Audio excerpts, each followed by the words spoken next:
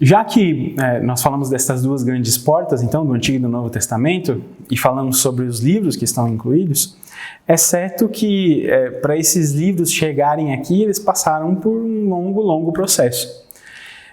E os livros que nós temos na mão hoje, né, na Bíblia, na nossa Bíblia católica, são livros que foram escolhidos para estar aqui, mas eles passam por certos critérios para estar aqui. E aí nós fazemos sempre aquela pergunta: por que estão estes livros e não outros? Porque, de fato, existe uma grande literatura, né, no Oriente Antigo. Existiram, né, mesmo no Antigo Testamento, mesmo no Novo Testamento, existiam vários e vários escritos para narrar as histórias. E por que alguns são inspirados e outros não? Por que alguns estão na Bíblia e outros não estão? E aí que nós entramos com uma palavrinha muito conhecida, que é a canonicidade. Isso é, do cânon. A palavra cânon, ela vem do grego e ela significa uma vara que se usava para fazer as medidas. Então, era uma vara que usava para se regular uma certa medida. Então, por conseguinte, quando a gente fala em cânon, a gente fala naquilo que é uma regra, aquilo que é uma norma. E também a Bíblia passa por este processo de canonicidade, ou seja, o processo em que se foi escolhendo quais livros entrariam para a Bíblia e quais livros não entrariam. No caso, né, para a Bíblia católica, a nossa Bíblia, aquela que nós temos nas nossas casas. E este processo ele começa muito, muito, muito antigamente, né? Os primeiros cânones, as primeiras listas, né, com os livros da Bíblia vêm dos primeiros, do segundo, terceiro século, então bem dos primórdios do cristianismo já se falava sobre isso. Para tentar mais ou menos chegar a esta lista dos livros inspirados pelo Espírito Santo. Então, quando nós falamos em quais livros são canônicos ou não, nós estamos falando sobre quais os livros são reconhecidos como inspirados pelo Espírito Santo, né? E que a igreja reconhece, a igreja reunida, né, em concílio reconhece como canônico, né, no caso, este livro. Porque ao longo da história foram existindo outros cânones, né? Não é que a Bíblia ela simplesmente caiu do céu e ela está aqui na nossa frente do jeito que está, da maneira impressa, bonita já. Não, foram longos milênios de produção da Bíblia, então precisou-se que um momento a igreja delimitasse aquilo que entraria ou não na sua escritura sagrada, aquilo que ela teria ou não como livro sagrado. E para termos uma ideia, o cânon bíblico, isto é, essa lista dos 73 livros que hoje nós temos, ele foi somente dado como dogma no Concílio de Trento, isso lá em 1546. Então veja que 1500 anos depois do evento Jesus Cristo, que a Igreja, né, católica decidiu como canônicos estes livros que nós temos na frente, né, que temos na nossa frente, que temos na Bíblia hoje. Então foi um longo e longo processo.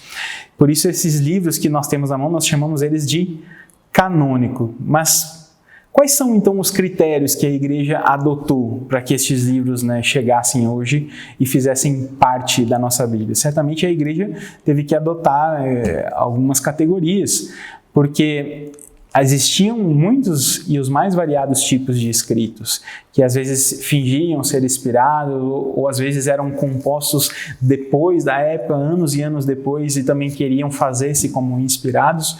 Então a igreja precisou fazer certas categorias, critérios adotados para que um livro ele fosse tido como canônico e assim ele entrasse nesta lista dos 73 livros da Sagrada Escritura. E quais são esses critérios? O primeiro critério que a igreja adotou é o critério da autoridade do livro, né? Da autoridade daquele livro. Existe um autor que escreveu e aquele autor era conhecido, né? Um livro conhecido, ele era o verdadeiro autor do texto, inspirado por Deus, e Deus o impeliu realmente a escrever aquele texto. Então, o primeiro critério era a autoridade do autor do texto. Quem está escrevendo o texto? Se este homem é inspirado realmente por Deus, se lendo aquilo que está escrito é realmente inspiração divina, vê-se que aquele que está escrevendo ele é uma autoridade instituída por Deus, inspirada no Espírito Santo. Então, este é o primeiro critério quando, né, a igreja toma um pergaminho ou um livro para tê-lo como sagrado. Então, a autoridade do autor do texto, né? Alguns textos trazem essa autoridade, alguns textos são atribuídos, né, a autoridades, por exemplo, quando pegamos o Salmo, né? Lemos lá já o nome de Davi muitas e muitas vezes, né, como um salmo escrito por Davi, ou salmo de Davi. Não que Davi tenha escrito todos os salmos, mas tem ali a figura dele como uma autoridade que zela por aquele livro. Este é o primeiro critério. O segundo critério que nós temos é o critério do tempo. Este livro ele não pode ser escrito muito tempo depois da época de Jesus Cristo.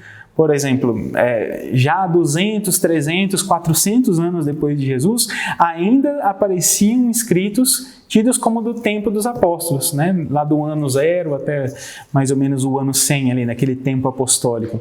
Então, um livro que não correspondesse a este tempo, o tempo da origem, o tempo da fundação da Igreja de Jesus Cristo, não pode ser tido como um livro canônico, porque ele não corresponde ao tempo. Ele não é daquele tempo em que ocorreu o fato Jesus Cristo, né? Naqueles primeiros anos ali da fundação da Igreja de Jesus. Então, se ele não responde a este critério, ele também não pode ser tido como canônico. Depois, a ortodoxia do livro. O que é ortodoxia? É se ele realmente traz uma doutrina correta. Se o livro está dizendo alguma coisa que vai em desencontro com aquilo que acreditamos, ele não é um livro ortodoxo, né? Ele é um livro heterodoxo, ou seja, uma outra doutrina. E aí ele também não pode ser tido como canônico. Tem que ser um livro ortodoxo e fiel àquilo que os apóstolos ensinavam. Por exemplo, se aparece, né, algum rolo, algum pergaminho com certos escritos duvidosos, certas expressões que nós realmente vemos que não cabem na nossa fé, que não entram naquilo que acreditamos, então ali se duvidava daquele livro, daquele pergaminho, e logo, pela dúvida, não se inclui na lista, né, de cânons, na lista dos livros sagrados. E, por fim, o último e quarto critério é o uso litúrgico do livro. Por quê? Logo depois, né, que Jesus subiu aos céus e deixa a responsabilidade da igreja aos seus apóstolos, também já se celebrava a liturgia e era necessário que houvessem, né, os livros para que se pudessem ler e também replicar essa história, né, do evento Jesus Cristo. Então, mesmo já nas liturgias, se arranjava alguma forma de reproduzir os textos das falas de Jesus, seja por aqueles que tinham ouvido, aqueles que tinham presenciado, como os apóstolos, e tudo isso começa a ser, de uma certa maneira, colocado por escrito. Então, já nos primeiros anos da igreja, a liturgia também vira um critério para dizer que estes livros eram inspirados ou não. Porque os livros lidos na liturgia da igreja certamente eram livros inspirados, né, por Deus, e certamente eram livros que entrariam nesses critérios para que o livro estivesse no cânon, na lista dos livros bíblicos. Por isso, estes 4 critérios são os critérios adotados para dizer se um livro é canônico ou não, né? A autoridade do autor do texto, o tempo, a ortodoxia do escrito, se ele vai de acordo com a fé que acreditamos, e o uso litúrgico. Então, esses 4 critérios nos ajudam a entender por que alguns livros foram colocados e não. Por que existem, por exemplo, livros que são tidos como apócrifos, né, que são aqueles livros que têm a pretensão de ser canônicos, mas não têm. Um exemplo, por exemplo, de livros apócrifos, os livros que contam uma infância de Jesus, como se ele, né, fosse um menino, como ele brincava com os outros, etc., que é um livro já tardivo, né, de tempos para frente do tempo apostólico. Então é um escrito apócrifo, que é um escrito que ele tenta, de algum modo, contar alguma história reservada, alguma história que estava escondida. E esses livros, geralmente, eles se apresentam como revelações secretas da infância de Jesus, de Maria, por exemplo. E alguns pensam que são livros inspirados, mas a comunidade de fé, a igreja, não os aceita como como livro inspirado, e por isso ele é um livro apócrifo. O termo apócrifo significa justamente esse reservado, escondido. Contam histórias que poderiam ser, mas de fato não existe nenhuma comprovação, e até a maneira com que são escritos fez com que a igreja não os colocasse na lista do cânone. E uma outra palavra que ouvimos também muito, né, dentro dos critérios de canonicidade é o termo deuterocanônico, porque existem 2 cânones, né? Aliás, 3 cânones. Existe o cânon hebraico, que é o cânon judeu do Antigo Testamento, existe o cânon católico, que é o que nós temos, dos 73 livros, e existe também o cânon protestante, né? Na época do protestantismo, Lutero também, ele adota um cânon, uma lista de livros diferentes.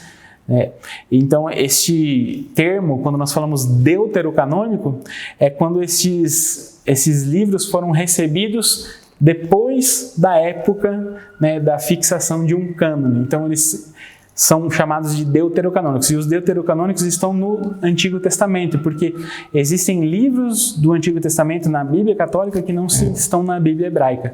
E por isso eles são chamados de deuterocanônicos, que são alguns livros que aparecem depois que o concílio da fé judaica, ele determinou que aqueles livros seriam a lista, né, dos livros hebraicos, e deixou-se de fora alguns livros que nós temos na Igreja Católica. E desses livros nós vamos falar daqui a pouco.